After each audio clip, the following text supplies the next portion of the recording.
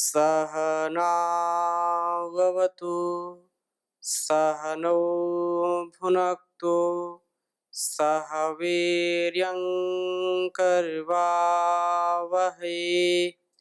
तेजस्विनावधीतमस्तु मा विद्विषावहै। ओम शांति शांति शांति।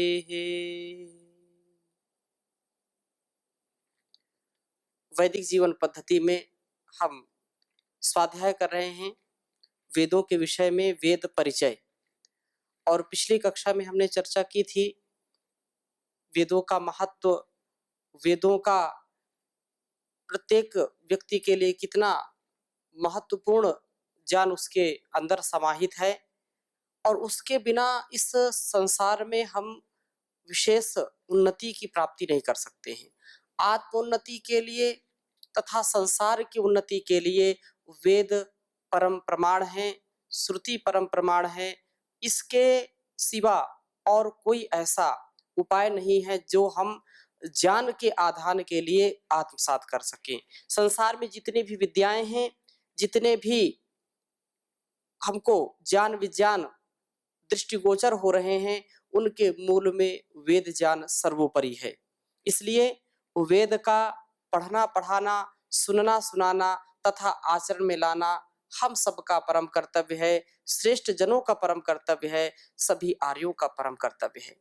अतः इस सर्वहितकारी, सर्व कल्याणकारी ज्ञान के भंडार वेदों को, जो उच्चतम ज्ञान जिनके अंदर समाहित हैं, उसी को हम लक्ष्य बना करके अपने जीवन को जब आगे बढ़ाएंगे तो जो अंतिम लक्ष्य है उसकी प्राप्ति हमको हो जाएगी।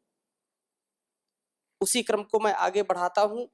वेद के विषय में उनके जो नाम है उनको भी कई नामों से जाना जाता है। पिछले भी मैंने संकेत किया था, अभी आपके समक्ष इसको लिख देता हूं। वेद के पर्याय जो है अनेक शास्त्रों में इनके मिलते हैं, जैसे श्रुति।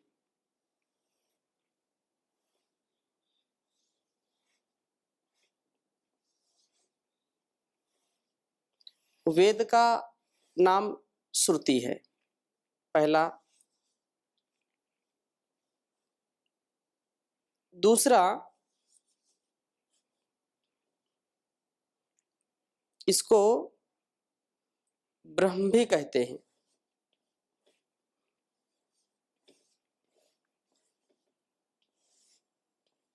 तीसरा, मंत्र भी कहते हैं।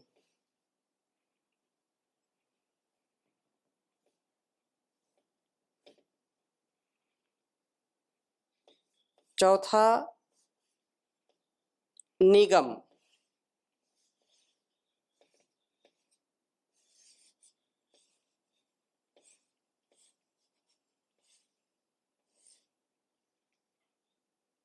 इसको निगम भी कहते हैं। और पांचवा,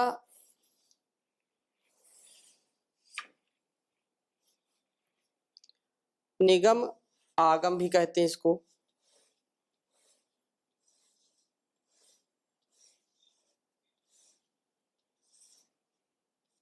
इसी प्रकार से इसको आमनाय भी बोलते हैं, आगम और आमनाय।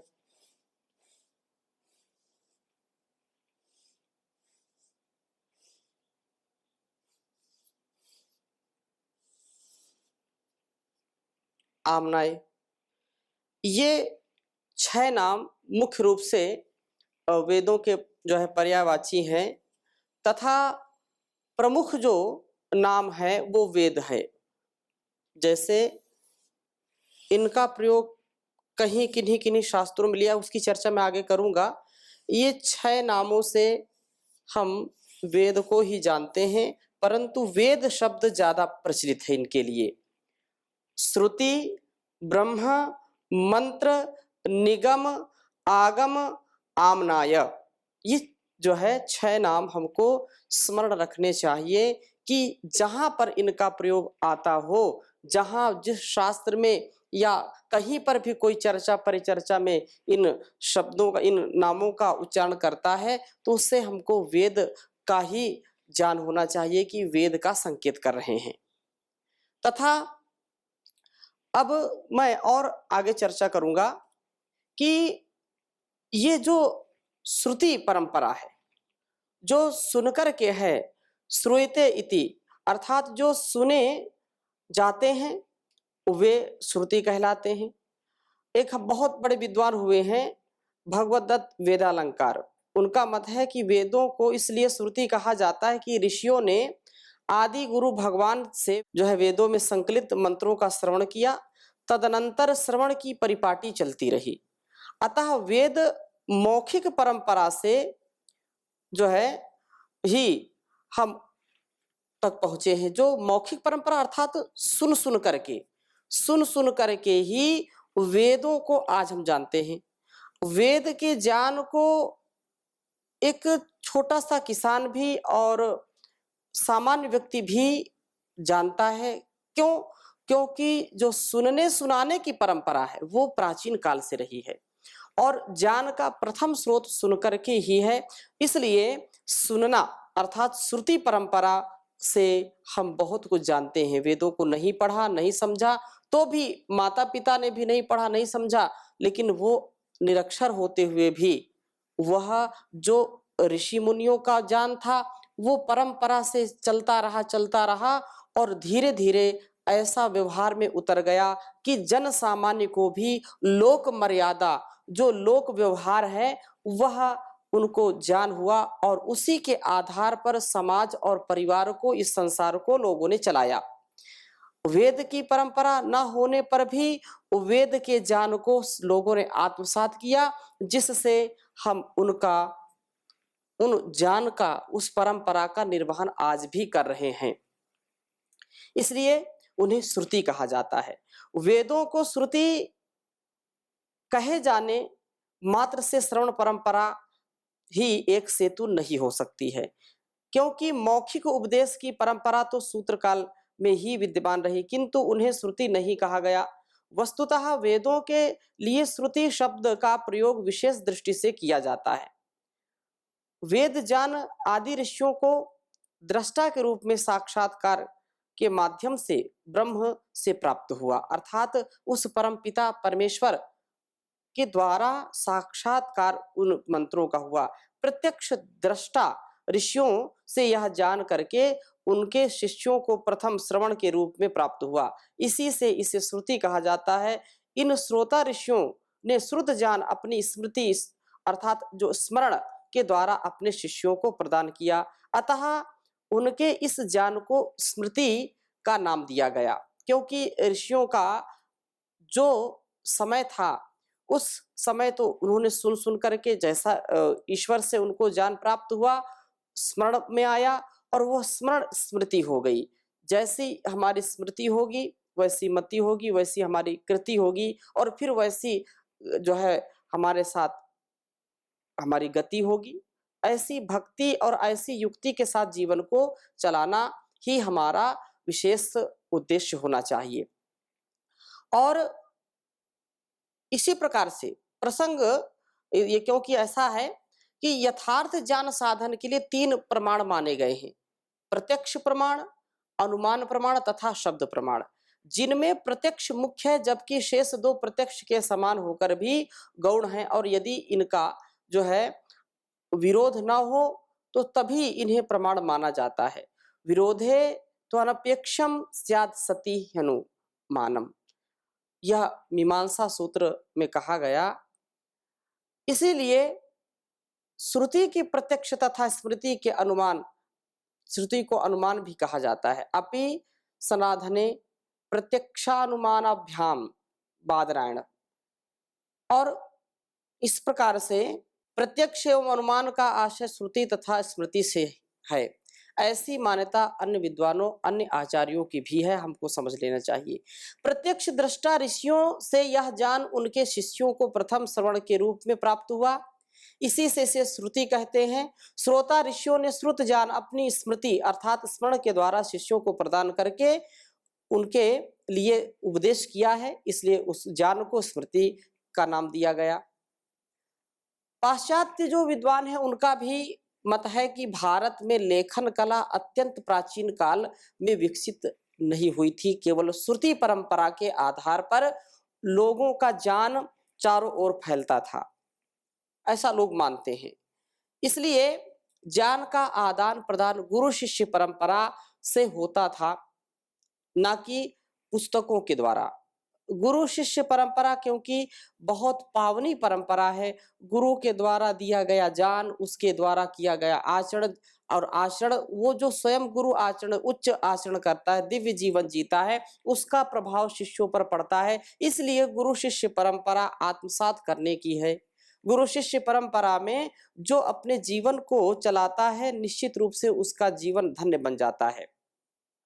और क्योंकि वैदिक काल में लोग लेखन कला से पूर्णतः परिचित थे, सबसे यदि प्राचीन लेखन की बात भी होती है तो भारतीय लेखन सबसे प्राचीन है पूरे विश्व में। जो जो हमारे लिए जो है बहुत प्रकार से कुछ भोजपत्र, ताड़पत्र या शिलालेख, ऐसे कितने कितने प्रमाण मिलते हैं जिससे यह दृष्टिगोचर होता है कि पूरे संसार में सबसे ज्यादा, सबसे प्राचीन यदि लेखन कला में भी कोई निपुण था तो भारतीय विद्वान ही था। भारतीय यह संस्कृति दुनिया में सबसे प्राचीन थी, इसलिए ऐसा माना जाता है। ऐसा संकेत ऋग्वेद के मंत्र से भी प्राप्त होता है कि वहां उतत्तत्वः पश्यन्न ददर्श वाचा उतत्वः श्रवन्न श्रोत्येनाम उतौ तस्मै तन्त्वं विशस्त्रे जयेव पत्या उसते सुवासाः। इसके पहले जो अर्धांश का अर्थ, वाक को कोई देखते हुए भी नहीं देखता, कोई सुनते हुए भी नहीं सुनता, उल्लेखनीय है कि वाक को देखना तो संभव नहीं है, जो हम बोलते हैं उसको देखना संभव नहीं, वो तो कानों का जो है विषय है, जो ध्वनि है, जो शब्द है, वो कानों का विषय है, इसलिए सुनकर के ही यह ज्ञान होता है।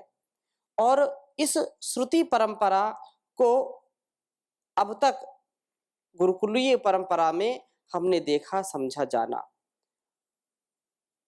क्योंकि जो अक्षर बोलते हैं, अक्षरम नाक्षरम, अक्षरम नाक्षरम विद्यात अश्नुतेर्वा सर्वक्षरम, ऐसी बात अक्षर के विषय में वर्ण जो बोलते हैं वो कभी क्षण को प्राप्त नहीं होते हैं। आज के युग में मनुष्य ने अपनी बुद्धि के चमत्कार से एक से बढ़कर के एक विज्ञान के समय में बड़ी खोजें की हैं, बड़ी खोजें विकसित की हैं, कंप्यूटर विकसित कर लिए हैं, जिनमें विशाल से विशाल ग्रंथ एवं सूचनाएं संकलित की जा सकती हैं। परंतु सृष्टि के प्रारंभिक उस काल, वैदिक काल में ऐसी व्यवस्था नहीं थी। और प्रारंभिक काल में, वैदिक काल में मनुष्य का मस्तिष्क, जिसे आज भी सर्वाधिक श्रेष्ठ कंप्यूटर कहा जाता है, सुपर कंप्यूटर से भी बढ़कर के है, यह एक बड़ा जो है प्रकार से कंप्यूटर ही था। मनुष्य की स्मरण शक्ति का ही चमत्कार था कि पीढ़ी दर पीढ़ी यह विशाल साहित्य संक्रांत होकर के लोगों तक पहुंचाया गया।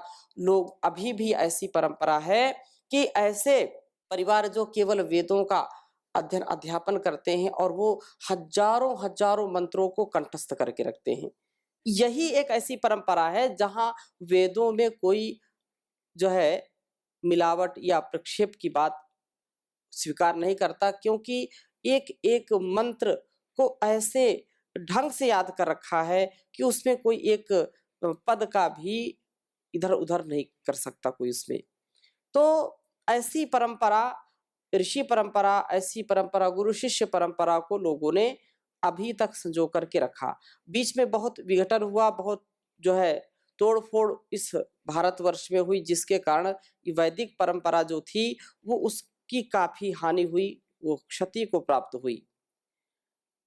मनुष्य का जब स्मरण का सामर्थ्य धीरे धीरे कम होने लगा, तो उस समय फिर यह बात आई कि मनुष्य की स्मरण शक्ति का जब धीरे धीरे ह्रास होने लगा, तो समय अभाव व अन्य कारणों के कारण यह साहित्य वेद मंत्रों के संकलनों के रूप में प्रसारित हुआ। वेद संहिताओं में सबसे बड़ी विशेषता यह है कि इतनी सदियों बाद भी एक वर्ण भी इसमें परिवर्तित नहीं हुआ, एक वर्ण भी इधर उधर नहीं हुआ। यह विशेष इसमें है। यह भी इतनी सदियों के बाद इतनी बड़ी धरोहर को संजोना बड़ा कठिन काम है। वैसे मात्र वैदिक संहिता ही नहीं, वैदिक साहित्य के अन्य अंग जैसे ब्राह्मण, आरण्यक, उपनिषद आदि धार्मिक शास्त्र, स्मृतियां आदि भी प्रमुख रूप से परंपरा में रहने के कारण ज्यादा प्रचलित रही हैं। और जो श्रुति श्रुति के लिए, जो स्मृति धार्मिक शास्त्रों के लिए तथा ग्रंथों के विभागों के रूप में अनुवाक, सूक्त आदि भी इसी बात का समर्थन करते हैं।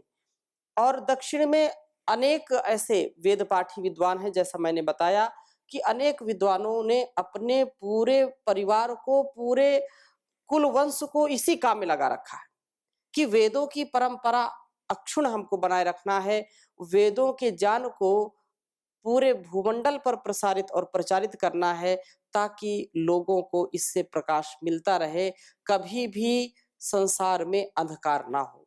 एक व्यक्ति भी इस संसार में यदि वेद का जानने वाला है, तो निश्चित रूप से संसार कभी भी अंधकार में जाएगा नहीं, ऐसा विश्वास रखना चाहिए। क्योंकि एक छोटा सा दीपक यदि जल रहा होता है, तो उस दीपक से अनेकों दीपक हम जला सकते हैं। ऐसा ही ये वेद ज्ञान रूपी जो दीपक है, यदि किसी विद्वान ने पढ़ लिया है, जान लिया है, समझ लिया है, तो जब तक उसका जीवन है, तब तक वह कभी भी अंधकार को प्राप्त नहीं हो सकता है। आश्चर्यजनक तथ्य यह भी है कि भारत में काव्य अभी भी सुनकर के आनंद पाने का एक संसाधन है, साधन है। तभी जो है अनेक प्रकार के काव्य पाठ में या संगीत में ये जो परंपरा है, ये हमको सुनकर के ही, अब कोई बोले कि गीत गाइए, और वो उसके केवल हाव भाव से हमको उतना आनंद नहीं मिलता है जितना उसके सुनने से आनंद मिलता है। ऐसी कोई जो है रीति, कोई व्यवस्था जो केवल सुनने मात्र से मन को शांति देती है, केवल सुनने मात्र से आंखों से झरझर आंसू टपकने लगते हैं, या रोम रोम हमारा प्रफुल्लित हो जाता है, उसके मूल में क्या है? यह श्रुति परंपरा है। श्रुति का बहुत बड़ा महत्व है, और श्रुति परंपरा से वेदों का महत्व और भी उजागर हो जाता है। इसके संदर्भ में और मैं आगे चर्चा करता हूं, क्योंकि ब्राह्मण ग्रंथों से लेकर के उपनिषदों तक, रामायण हो, महाभारत हो, या पुराण हो, या दर्शन हो, सभी धर्मशास्त्र जो स्मृतियां हैं, वे और लौकिक जो साहित्य, लौकिक जो काव्य है, उनको सभी में यदि हम कहें तो मूल कहाँ से है? वेदों से है। जो काव्य का भाव आता है, जो काव्य में शैली है, वो कहाँ से मिली है? वेदों से मिली है। तो सारे जो काव्य हैं, वह वेदों के प्रति ऋणी हैं। उस वेद के ऋण को वो स्वीकार किया है, और सबकी मान्यता है कि यह उनके आदेश को प्रमाण माना गया है। कालिदास ने भी अपनी ये बात में कही कि स्मृति सदैव श्रुति के अर्थ का अनुसरण करती है। स्मृति और श्रुति के मध्य विरोध होने पर श्रुति को वरीयता दी जाती है। अर्थात यदि वेद और स्मृति के कहीं तथ्य और सत्य में हमको भेद लगता है, तो श्रुति पहले है, स्मृति बाद में है। इसलिए वेद को ही सर्व प्रमुख माना गया है, और इसलिए भारतीय लोग ईश्वर के विरोध को सहन कर सकते हैं, परंतु वेद के विरोध को कतई सहन नहीं कर सकते। क्यों? क्योंकि वेदों का जो ज्ञान है वो हमको प्रत्यक्ष हो रहा है, हम समझ रहे हैं, देख रहे हैं, जान रहे हैं। कुछ लोग यदि ईश्वर के विषय में प्रश्न करते हैं, ईश्वर तुम्हारा है तो दिखाओ, या ईश्वर को प्रमाणित करो, तो उसमें कुछ लोग सहन कर सकते हैं। यद्यपि ईश्वर के होने के, ईश्वर की सत्ता के हजारों आप उदाहरण दे सकते हैं, न होने का एक भी उदाहरण नहीं दे सकते हैं। होने के अनेक कारण आप प्रस्तुत कर सकते हैं कि ईश्वर है, इसका ये कारण है, ईश्वर है, इसका ये कारण है। ईश्वर नहीं है, उसका एक भी कारण आप प्रस्तुत नहीं कर सकते हैं। कुछ लोग अनावश्यक बातें करते हैं, उसकी चर्चा कभी हम आगे करेंगे। तो यहाँ पर यह कहा कि जो वेद की निंदा करता है, जो अस्ति अर्थात है ऐसा जो स्वीकार नहीं करता है, वह आस्तिक ना कहला करके नास्तिक, नास्ति, अस्ति तो आस्तिक हो गया, नास्ति नहीं है ऐसा कहने वाला नास्तिक हो जाता है। तो वेद के विरोध को जो विद्वान है, धीर है, गंभीर है, वो कभी भी स्वीकार नहीं करता है, वेदों में पूरा विश्वास रखता है। तथा वेद की निंदा करने वाले को लोग नास्तिक कहते हैं। नास्तिको वेद निंदकहा, मनुस्मृति में कहा कि वेदों की जो निंदा करता है, जो ज्ञान की परंपरा की निंदा करता है, वो नास्तिक है। नास्तिक और आस्तिक में क्या फर्क है? महर्षि पाणिनि अपने अष्टाध्यायी में एक सूत्र बनाते हैं, एक उपदेश करते हैं। उनके उपदेश में, पंचोपदेश में जो अष्टाध्यायी उपदेश है, उसमें कहा अस्ति नास्ति दृष्टम मतिः। अस्ति ईश्वरः अस्ति, कर्म फल व्यवस्था अस्ति, पूर्व जन्म अस्ति, पुनर्जन्म अस्ति। तो ये जो अस्ति का भाव है, ईश्वर है, उसकी सत्ता है, कर्म फल व्यवस्था है, पूर्व जन्म भी है और पुनर्जन्म भी है। जो कुछ भी हम करते हैं उसका परिणाम हमको मिलता है। तो है का जो भाव है आस्तिक व्यक्ति के अंदर होता है, वो आस्तिक्य से परिपूर्ण होता है। और जो नास्तिक है, ईश्वर नास्ति, कर्म फल व्यवस्था नास्ति, पुनर्जन्म नास्ति, पुनर्जन्म नास्ति, पूर्व जन्म नास्ति, ऐसा जिसका भाव है वो नास्तिक कहलाता है। कि खाओ पियो मौज करो, कुछ भी नहीं है, अभी ये जीवन मिला है तो ऐश करो, पिब भूस रमस्व, खाओ पियो मौज करो, यावत जीवेत सुखम जीवेत, ऋडम कृत्वा घृतम पिबेत, भस्मीभूतस्य देहस्य पुनरागमनम कुतः। यह ऐसा जो मत है, ऐसा जो विचार है, वे नास्तिक लोग हैं जो वेद की निंदा करते हैं, जो ज्ञान की निंदा करते हैं। इसलिए इसके अनुसार धर्म के मूल जो वेद स्मृति का अपमान करता है, वह वेद निंदक या नास्तिक कहलाता है। धन से परिपूर्ण इस पृथ्वी का दान करता हुआ मनुष्य जितने लोक पर विजय पाता है, उससे 3 गुना अधिक और परम पवित्र लोक को वह मनुष्य प्राप्त करता है, जो वेद स्वाध्याय की महत्ता जानता हुआ प्रतिदिन स्वाध्याय करता है। प्रतिदिन स्वाध्याय करने से व्यक्ति कभी भी भटकता नहीं है, और वेद स्वाध्याय तो निरंतर करना ही चाहिए। वेद के स्वाध्याय से हमारा जीवन सफल होता है, परिवार हमारा सफल होता है, हम कभी भी निष्फल नहीं होते हैं। इसलिए कहा कि स्वाध्यायो अध्येतव्यम, स्वाध्याय और जो वेद का स्वाध्याय करना चाहिए। मनुस्मृति में भी यह बात कही कि उद्घोष किया कि वेदो अखिलो धर्ममूलम, सभी धर्मों का धर्म इसी वेद के आधार पर स्थित है। और धर्म यहाँ जो है पंथ के रूप में प्रयुक्त नहीं हुआ। धर्म ऐसा नहीं हिंदू मुस्लिम सिख ईसाई लोग इसका जो कहते हैं धर्म है, ये मत पंथ संप्रदाय हैं, इनको धर्म नहीं कहते। धर्म तो एक ही है, मनुर्भवो, मनुष्य बनो, मनुष्यता ही हमारा सर्वश्रेष्ठ धर्म है। इसलिए स्वाध्याय की जो बात कही, जिस घर में वेद स्वाध्याय नहीं होता है, जिस घर में लोग वेदों की चर्चा नहीं करते, मंत्रों की चर्चा नहीं होती है, वह घर शमशान के समान होता है। आचार्य चाणक्य की बात मैंने आपको पहले भी कभी बताई है, पुनः इस संदर्भ में एक बात और उसी श्लोक को आपके समक्ष प्रकट करता हुआ, रखता हुआ इसकी चर्चा कर रहा हूं। आचार्य चाणक्य एक दिन नगर में टहल रहे थे, घूम रहे थे। किसी व्यक्ति ने आकर कहा, आचार्य महाअमात्य, आप इस नगर में आज क्या इधर उधर टहल रहे हैं, क्या आप ढूंढ रहे हैं? आचार्य चाणक्य मुस्कुराए और उन्होंने कहा, मैं नगर में आज शमशान देख रहा हूं कि कितने शमशान यहाँ पर हैं। आचार्य की बातें सुनकर के उसको कुछ अजीब सा लगा। आचार्य, यहाँ पर नगर में शमशान कहाँ होते हैं? शमशान तो नगर के बाहर हुआ करते हैं। बहुत अच्छी बात कही आचार्य ने। क्या कहा? नावी प्रपादोदक कर्दमानी, ना वेद शास्त्र ध्वनि गर्जितानि, स्वाहा स्वधाकार विवर्जितानि, शमशानि तुल्यानि गृहाणि तानि। कहा कि जिन घरों में अतिथि का सत्कार नहीं होता, अतिथि आता है और उसको जल नहीं देते हैं लोग, उस और जल जिसके घर में न दे करके उसके बाद प्रक्षालन से जिस घर की जमीन गीली नहीं होती, वह घर शमशान के समान है। अर्थात जहां अतिथियों का तिरस्कार होता है वो घर शमशान के समान है। अगली बात जो कही उसके संदर्भ में मैंने इस श्लोक को कहा कि ना वेद शास्त्र ध्वनि गर्जितानी, जिस घर में वेद शास्त्रों के मंत्रों का गुंजायमान नहीं होता है, जिन घरों में मंत्रों का उच्चारण नहीं होता है, वह घर शमशान के समान है।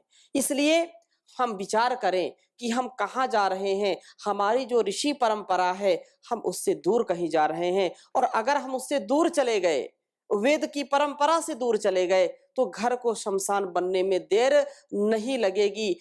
इंसान हैवान बन जाएगा, शैतान बन जाएगा। इंसान को इस से उबारना है, इंसान को यदि भगवान बनाना है, तो वेद भगवान की शरण में आना पड़ेगा, तभी हमारा जीवन कल्याण को प्राप्त होगा। ना वेद शास्त्र ध्वनि गर्जितानी, स्वाहा स्वधाकार विवर्जितानी। जिस घर में स्वाहा स्वाहा करके आहुतियां नहीं दी जाती हैं, जहां पर माता पिता और बड़े बुजुर्गों की इज्जत नहीं की जाती है, सम्मान नहीं किया जाता है, वह घर शमशान के समान है। और उन सारे कर्तव्यों का उपदेश कौन करता है? वेद करता है। सारे धर्मों का उपदेश करने वाला यह वेद है। तो वेद के भेद को हम समझें, इसको आत्मसात करें, अपने जीवन को इस जगत के लिए, इस संसार के लिए दिव्य बनाने का प्रयास करें। तो इन्हीं शुभ संकल्पों के साथ आज की कक्षा को यहीं पर विराम देते हैं। शेष चर्चा अगली कक्षा में करेंगे। ओम शांति शांति शांति।